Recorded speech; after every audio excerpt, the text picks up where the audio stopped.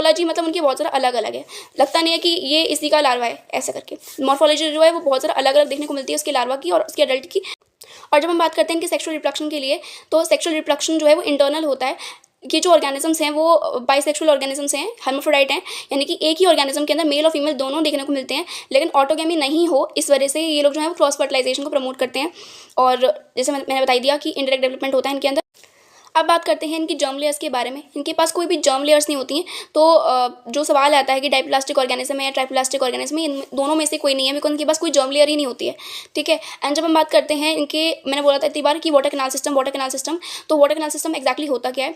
तो water canal system में क्या होता है कि जैसे मैंने बताया कि जो भी पॉलीफेरन मेंबर्स होते हैं उनके पास 3 लेयर्स होती हैं, मतलब बॉडी सरफेस के ऊपर, मतलब जो उनका बॉडी सरफेस उसकी 3 लेयर्स होती हैं, ठीक है। अभी पहली लेयर जो होती है वो जो बाहर की तरफ से जो पानी है उसको फेस कर रही होती है, वो लेयर पे बहुत सारे पोर्स होते हैं जिनको हम ऑस्टिया बोलते हैं।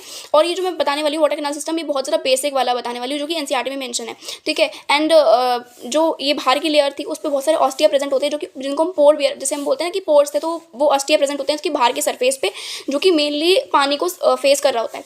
देन सेकेंड लेयर आती है जिसमें बहुत सारे स्पिक्यूल्स होते हैं, ठीक है। ये सेकेंड जो लेयर बताई थी जिसमें बहुत सारे स्पिक्यूल्स होते हैं, स्पॉन्जन फाइबर्स होती हैं। बेसिकली जो स्पिक्यूल्स होते हैं ना, ये या तो हो सकता है कि सिलिका के हों, हो सकता है कि कैल्शियम के हों।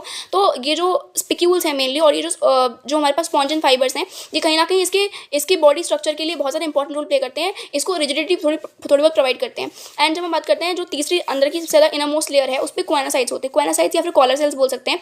ये ऐसे कुछ फ्लैजिलेटेड सेल्स होते हैं जो कि कहीं ना कहीं जो वाटर कैनाल सिस्टम है या फिर जो वाटर करंट है उसको मेंटेन करने में मदद करते हैं काफ़ी हद तक। अब बताते हो कैसे करते हैं। तो पहले क्या होता है कि जैसे ऑस्टिया दे रखा है, जो पोर्स हैं बेसिकली बाहर की तरफ से एक्सटर्नल लेयर पे, जो बाहर की एक्सटर्नल लेयर है उस पर जो पोर्स हैं, फिर जो ऑस्टिया है उसकी तरफ से पानी एंटर करता है अंदर की तरफ, एंड अंदर की तरफ बीच में एक कैविटी होती है जिसको हम बोलते हैं स्पॉन्जोसील कैविटी, उधर तक पहुंचता है। और जो कॉलर सेल्स हैं जो कि फ्लैजिलेटेड सेल्स हैं, जिनके पास फ्लैजिला है, वो उसको वाटर करंट को मेंटेन करते हैं और उसको ऊपर की तरफ पुश करते हैं। और वही सेल्स हैं जो कि डाइजेशन या फिर रेस्पिरेशन या फिर एक्सक्रीशन के लिए रिस्पॉन्सिबल होते हैं यहाँ पे, ठीक है। और वो पुश करते हैं पानी को ऊपर की तरफ, यानी कि ऑस्क्यूलम की तरफ, और वो पानी जो है वो बाहर की तरफ निकल जाता है। यानी कि पानी में मेनली फूड पार्टिकल्स हो सकते हैं, ऑक्सीजन होगा, है ना, ये सब होगा, वो ऑस्टिया के थ्रू अंदर की तरफ आएगा, स्पॉन्जोसील में आएगा, और स्पॉन्जोसील में यहाँ से जो भी उसको क्वानासाइट्स के थ्रू डाइजेशन करना है, एक्सक्रीशन करना है, या फिर जो भी रेस्पिरेशन का काम करना है वो होगा, और फ्लैजिलेटेड सेल्स जो होंगे उसको बेसिकली ऊपर की तरफ पुश करेंगे और ऑस्क्यूलम से निकल जाएगा। ये बेसिक पाथवे था वाटर कैनाल सिस्टम का, ठीक है। अब बात कर लेते हैं इसके एग्जाम्पल कौन कौन से आ सकते हैं। एग्जाम्पल्स में हम बात कर सकते हैं, एक तो साइकॉन आ सकता है जिसका जो कॉमन नेम है वो स्काइफा है। एंड देन सेकेंड आता है जिसका नाम है spongilla, fresh water sponge. And then आता है euspongia, bath sponge. So this was all about this video. Thank you.